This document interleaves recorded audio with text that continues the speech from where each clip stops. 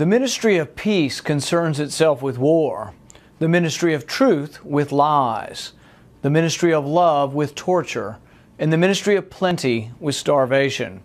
These contradictions are not accidental, nor do they result from ordinary hypocrisy. They are the deliberate exercises in doublethink. Just Orwellian fiction, right? It could never happen in America. Decide for yourself.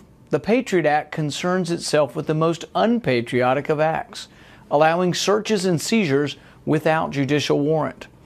Many modern legislative enterprises engage in doublespeak.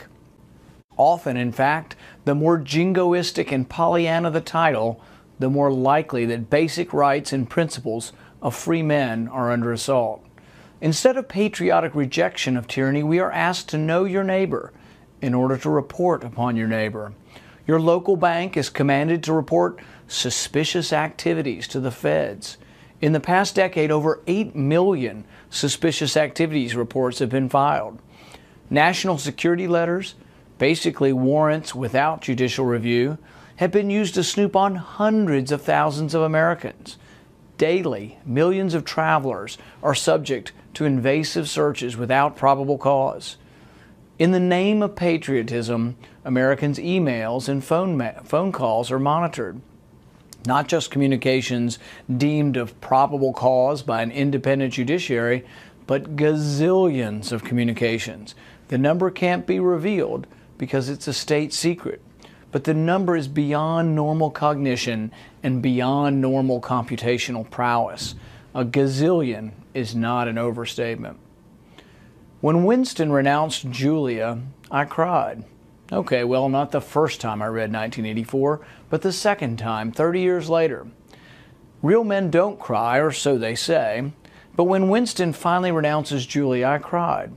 The point at which we renounce what we love is a point when grown men should cry. The first time I read 1984, I was profoundly sad the entire read, but I was a teenager, and teenagers are messed up for no reason at all. You know, the whole Holden Caulfield thing. The next time I read 1984, I was a 40-something, and I had experienced love and could understand what it could be like to renounce the person you loved.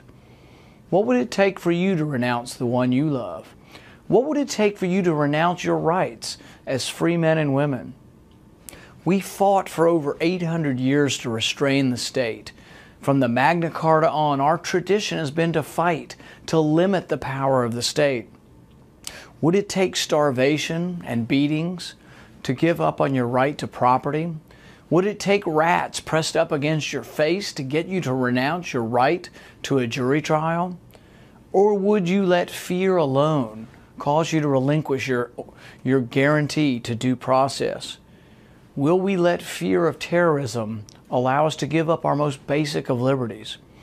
When the Defense Authorization Bill came up in the Senate and the House, amendments were offered to say that no U.S. citizen could be held indefinitely without a jury trial.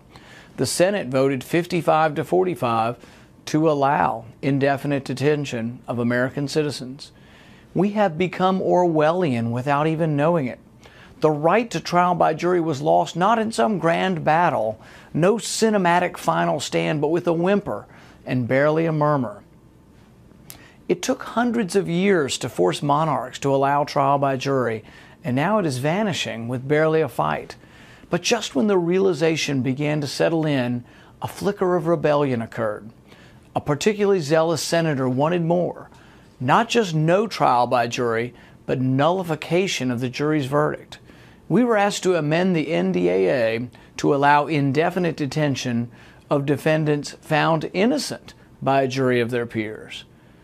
The amendment sponsors wanted to limit the right to trial by jury by voice vote, a process usually reserved for non-controversial resolutions. It was late by Senate standards, about 9 o'clock. I was accused of obstructing the proceedings. Everyone was tired and wanted to go home. It only takes one senator to force a recorded vote. I hesitated, but in the end I insisted there must be a vote. There was no debate granted. Proponents would vote based on the fear that we must give up our liberties to be secure. And opponents would vote, with Franklin, that those who give up their liberties for security will have neither. I was told by the sponsors of the bill, Senators Levin and McCain, not to worry, that they would remove the amendment in conference committee. Levin said the amendment only reiterated current law. I responded incredulously, current law allows people to be found innocent by a jury and then still to be held indefinitely? How can that be true? And if it is true, shouldn't we do something to stop it? I faltered and almost capitulated. I drifted toward the chamber exit, and then I turned and called, "I demand the yeas and nays." Amazingly, virtually all the Democrats and a handful of Republicans, including John McCain, voted to kill this assault on 800 years of jurisprudence. When I first read 1984 and A Brave New World in high school, I had trouble relating to them. I understood and was wary of Big Brother, but took consolation in the fact that government did not have two-way televisions to monitor your every action. Government didn't have drone surveillance to monitor your every move. The desire by man to control his fellow man has always existed, as has the desire by fellow man to resist. Fellow man always had places to hide. Fellow man always had places to flee. One's thoughts, one's books, one's private actions were hard to control, discern, and disrupt. Dystopian novels were just that, bad utopias, but not practically possible. One could always sigh in relief that such surveillance, such invasion of privacy was not technologically possible. Until now. Now we have the technology.